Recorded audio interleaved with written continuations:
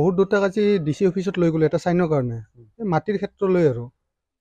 তাৰপিছত যাই চালোঁ শহুৰ দেউতাটো গাড়ীৰ পৰা উঠিবই নোৱাৰে, বহিবই নোৱাৰে।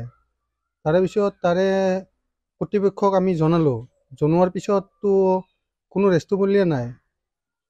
তাৰে পিছত আহিব নোৱাৰে, আকৌ কষ্ট কৰি পেলাই আৰু ভিতৰত লৈ যোৱা গ'ল। এজন উকিলকো সোধা পোছা কৰিলো হয় যে আপোনালোকে নিনিলেও হ'ব, ঘৰত আহি তেওঁলোকে চহী ল'ব পাৰে, এনেকুৱা নিয়ম নীতি আছে। তো চাব ৰেজিষ্ট্ৰাৰজনক আমি সোধাৰ পিছত তেখেতলোকে কিয় নোৱাৰে বুলি ক'লে আমাৰ ক্ষেত্ৰত। এনেকুৱা অসুস্থ অৱস্থাত মানুহ এজন যে আহিব, আমাৰ সঁচাকৈ বেয়া লাগিছে।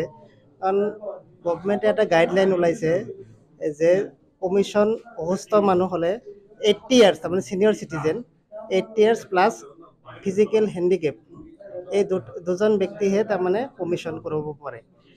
গতিকে এই নিয়মটো মানে আমি বেছি ভাল পোৱা নাই, কাৰণ মানুহৰ অসুস্থ হ'বও পাৰে, হঠাৎ মোৰোতো অসুস্থ হ'ব পাৰে। গতিকে ৰেজিষ্ট্ৰেশ্যন দিওঁতে এইবিলাক নিয়ম অলপ চেঞ্জ কৰিব লাগে।